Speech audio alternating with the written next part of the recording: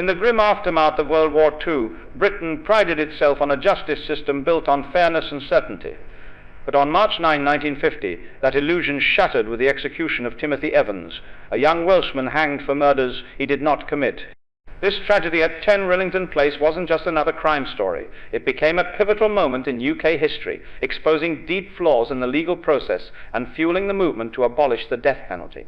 Evans' case highlighted how haste, unreliable evidence, and systemic biases could lead to irreversible injustice. It sparked nationwide outrage, parliamentary inquiries, and lasting reforms that reshaped British law.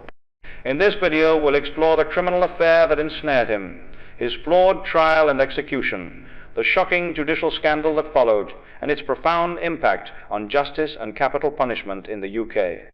Join me as we uncover the facts behind one of the most infamous miscarriages of justice in modern history and reflect on the lessons it still teaches us today.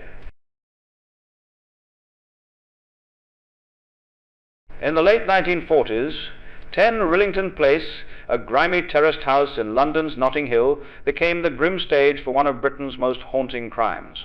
Timothy Evans, a 24-year-old Welsh van driver, lived there with his wife Beryl and their infant daughter Geraldine. Evans was no saint. He struggled with illiteracy, a volatile temper, and a tough upbringing in Merthyr Tydfil. But nothing suggested he was capable of murder. In November 1949, Beryl and Geraldine were found dead, hidden in the washhouse behind the house. Evans, distraught, initially told police he'd accidentally caused Beryl's death during an argument and panicked, hiding her body. But his story shifted under pressure. He claimed John Christie, his landlord, had offered to help Beryl with an illegal abortion gone wrong. Christie, a quiet, bespectacled ex-policeman, denied everything, and his calm demeanor made him seem trustworthy. The police focused on Evans. They found Beryl had been strangled, not poisoned, as he'd claimed, and Geraldine had been killed too. No physical evidence tied Christie to the crimes, and his testimony painted Evans as an abusive husband. With a flimsy case built on Evans' conflicting statements and Christie's word, suspicion fell squarely on the young Welshman. But something didn't add up. Christie's past was murky, and 10 Rillington Place held secrets that wouldn't surface until years later. What seemed like a straightforward case was about to unravel into a shocking miscarriage of justice. In January 1950, Timothy Evans stood trial at London's Old Bailey, charged with the murders of his wife Beryl and their daughter Geraldine. The case against him seemed airtight to the prosecution, but was riddled with flaws. Evans, with limited education and mental capacity, struggled to defend himself. His conflicting statements, first claiming responsibility, then blaming John Christie, were used to paint him as unreliable and guilty. The trial hinged on testimony from Christie, the seemingly respectable landlord who portrayed Evans as a violent drunk. Key evidence, like the lack of forensic links to Evans or the questionable timeline of Beryl's death, was glossed over. The police never thoroughly searched 10 Rillington Place, missing critical clues. Evans' defense was weak, unable to counter the prosecution's narrative or challenge Christie's credibility. After a 3-day trial, the jury took just 40 minutes to convict Evans of Beryl's murder. The judge sentenced him to death. On March 9, 1950, at Pentonville Prison, 25-year-old Timothy Evans was hanged. He went to the gallows maintaining his innocence, insisting Christie was the real killer. The execution was swift, routine for the time, but it marked a tragic turning point.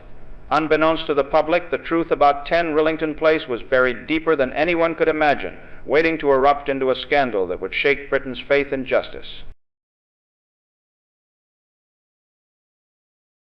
The execution of Timothy Evans was meant to close the case of 10 Rillington Place. But in 1953, the truth tore it wide open. After Evans' death, John Christie, the unassuming landlord, moved out. When new tenants renovated the house, they found a horrifying secret. 6 bodies, including Christie's wife, hidden in walls, under floorboards, and in the garden. Christie, not Evans, was a serial killer.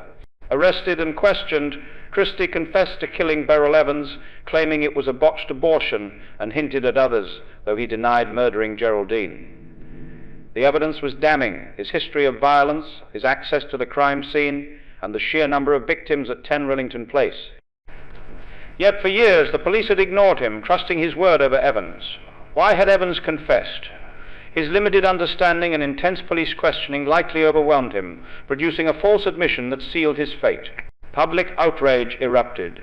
How could an innocent man be hanged while a murderer walked free? Inquiries in 1953 and 1966, led by figures like Justice Brabin, exposed glaring errors, shoddy police work, ignored evidence, and a rushed trial that favored Christie's testimony.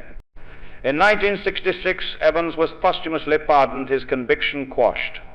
But the damage was done. The case became a national scandal, revealing how class bias, weak investigations, and blind faith in the system had condemned an innocent man. This tragedy wasn't just about one man. It would force Britain to confront the ultimate cost of its death penalty. The Timothy Evans case didn't just expose a miscarriage of justice, it forced Britain to rethink its entire legal system. The revelation that an innocent man was hanged while a serial killer walked free shook public trust in the courts and ignited fierce debate over capital punishment. Evans' case became a rallying cry for abolitionists. Figures like MP Sidney Silverman, who led the campaign against the death penalty, cited Evans alongside other wrongful convictions, like that of Derek Bentley in 1953. Public pressure mounted, with polls showing growing unease. By the early 1960s, over 70% of Britons questioned the death penalty's reliability. The Evans scandal highlighted how class bias favoring the respectable, John Christie over the working-class Evans, and sloppy police work could lead to irreversible errors. In response, Parliament acted.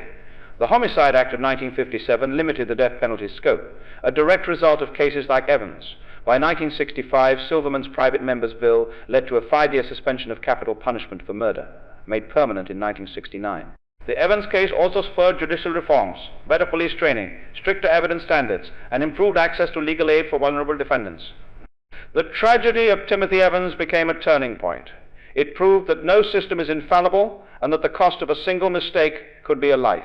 His case didn't just change laws, it reshaped Britain's moral compass.